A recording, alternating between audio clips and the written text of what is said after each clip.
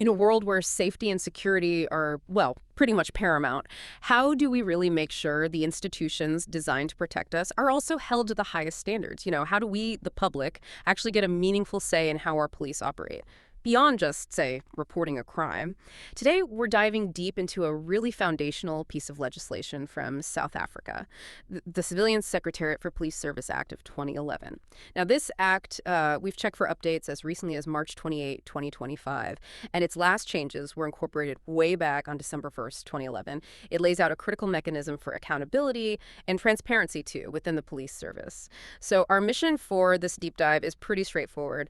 Unpack this consolidated act in a clear, engaging way. We want to outline its core purpose, dig into its key provisions, look at the real-world implications, and really discuss its significance for you, the citizen. So whether you're just generally curious about how governments, handle oversight, or maybe you're a law student trying to grasp these institutional frameworks, you're definitely in the right place.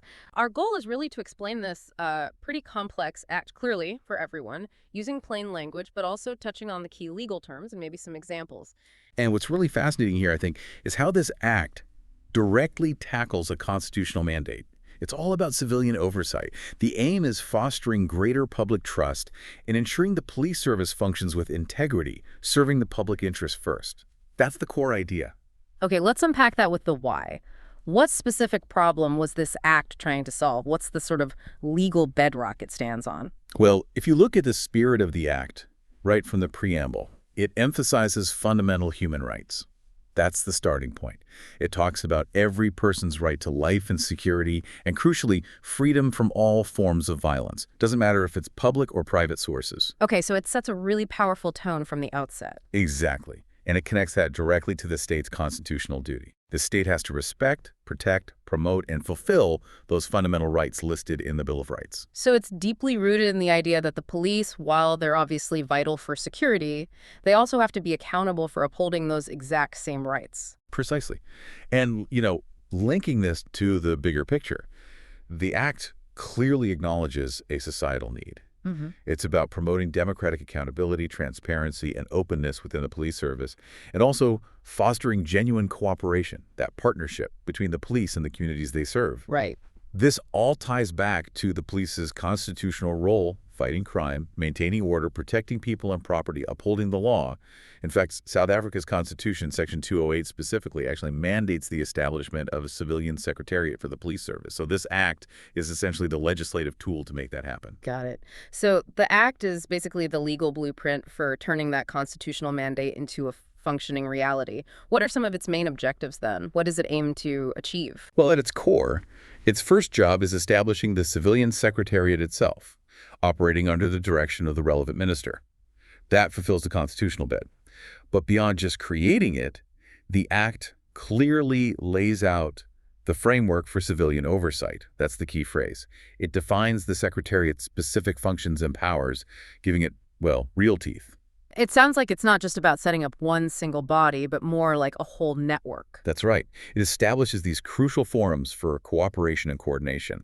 You've got things like the Ministerial Executive Committee, the Senior Management Forum, and it also mandates specific cooperation with both IPID, that's the Independent Police Investigative Directorate, handling police misconduct probes. Right, IPID. And with the South African Police Service, SAPS itself. Plus, it even includes ways for the national body to intervene in provincial secretariats if needed.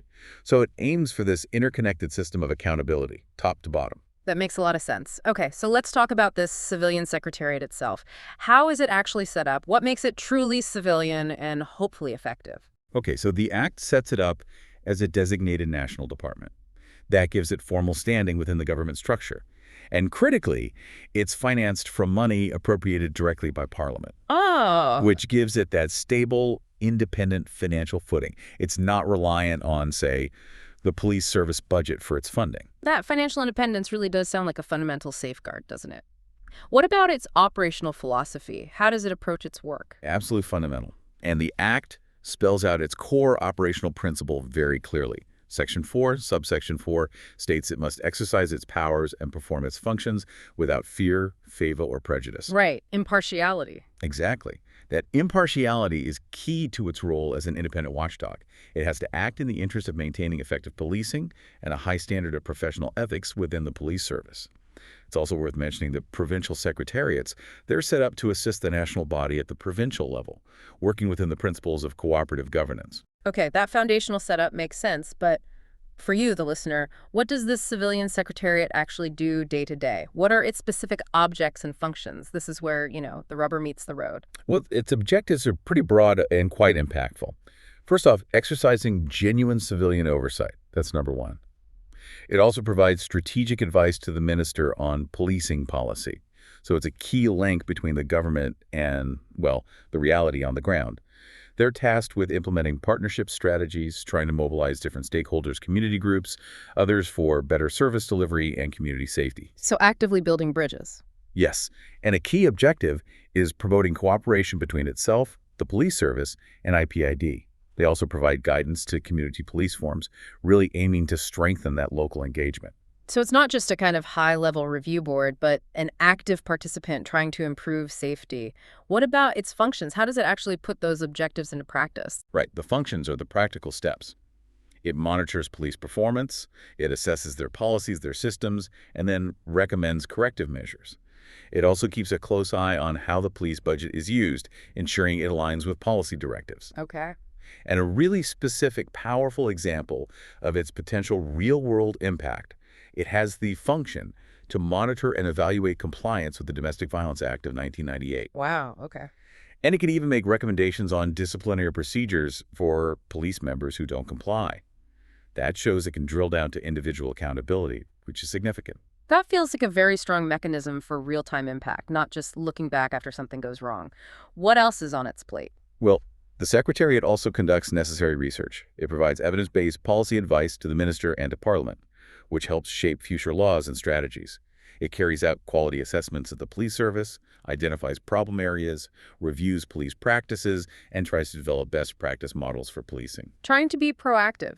Exactly. And it facilitates intergovernmental cooperation on safety, encourages national dialogue on crime prevention, and crucially, assesses and monitors the police service's own ability to receive and properly deal with complaints from the public against its members. That raises an important question. With all these comprehensive functions, how does it ensure the police are not only effective at their job, but genuinely accountable to the people they serve, especially considering, the inherent power imbalance there? Yeah, that's the crux of it. It's really about creating this systematic, multi-layered approach. It tries to weave accountability into the very fabric of police operations.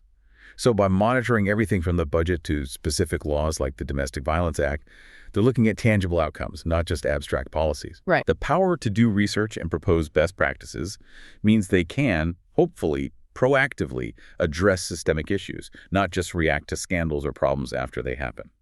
And by assessing how the police handle public complaints, they create that essential feedback loop directly from the community back into the system. The design aims for accountability as an ongoing process, not just a check-the-box exercise. Okay. So who are the key people driving this oversight? What are their specific roles and powers? Right. At the national level, the key figure is the Secretary for the Police Service. This person is appointed by the minister, typically for a 5-year term, which can be renewed. Now, here's a really crucial civilian aspect, a critical safeguard written right into the Act, Section 7, subsection 4. The Secretary must not be a current or former member of the police service. Very important distinction. Absolutely vital. It's designed to ensure their independence and prevent any potential bias from past police affiliations. Their duties are pretty significant. They head up the Civilian Secretariat, act as its accounting officer, and serve as the chief advisor to the minister on policing policy matters. They're responsible for the Secretariat's functions, its budget, its staff. And I imagine their powers need to be quite robust to allow them to genuinely oversee such a powerful institution like the police service? Definitely. The Act grants them substantial authority to do their job effectively. For instance, the Secretary has the power to enter any police building or premises. Really? Yes. They can request and obtain information and documents related to the police service, and police members are legally required to provide all reasonable assistance. The Secretary can even initiate or defend legal actions in the name of the Civilian Secretariat, so they have legal standing if things need to escalate. Yeah, okay. And to ensure their own accountability, the Secretary has to submit quarterly reports to the minister and relevant parliamentary committees, plus an annual report with audited financials that gets tabled in Parliament and published. Multiple layers of transparency there. Okay, but policing happens locally. This isn't just a national level thing, is it? How does this oversight actually reach down to the provincial level, closer to communities? That's a great point, and the Act addresses it directly. It mandates that each MEC, that's the member of the Executive Council responsible for policing in each province, must establish a provincial secretariat. Okay, so parallel structures. Exactly. These provincial bodies essentially mirror the national functions, but at their respective levels. They focus on monitoring and evaluating policing policy and conduct within that province.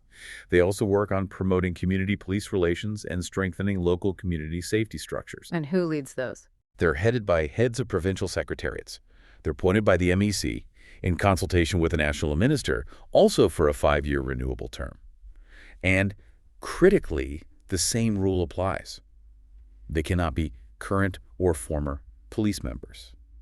That maintains the civilian independence right down to the provincial level. Same safeguard? Same vital safeguard. Yeah. And they report regularly, quarterly, to their MEC and the national secretary, and annually to their provincial legislature. This ensures localized accountability, but also keeps them connected to the national framework.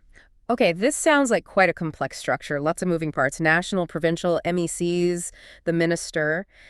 How do all these different bodies make sure they're actually working together effectively? And what happens if, say, a provincial body isn't really performing as it should? Yeah, coordination is key. That's where the Act's Cooperative Framework, Chapter 5, comes in.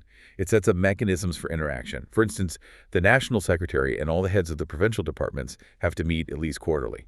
The purpose? To align their strategic plans, discuss police performance across the provinces, identifying what's working, so best practices, but also highlighting failures or areas needing urgent attention and ensure regular reporting flows upwards. There's also a senior management forum established for bi-monthly meetings, specifically to foster interaction and cooperation among the national and all the provincial secretariats. So regular contact built in. Yes.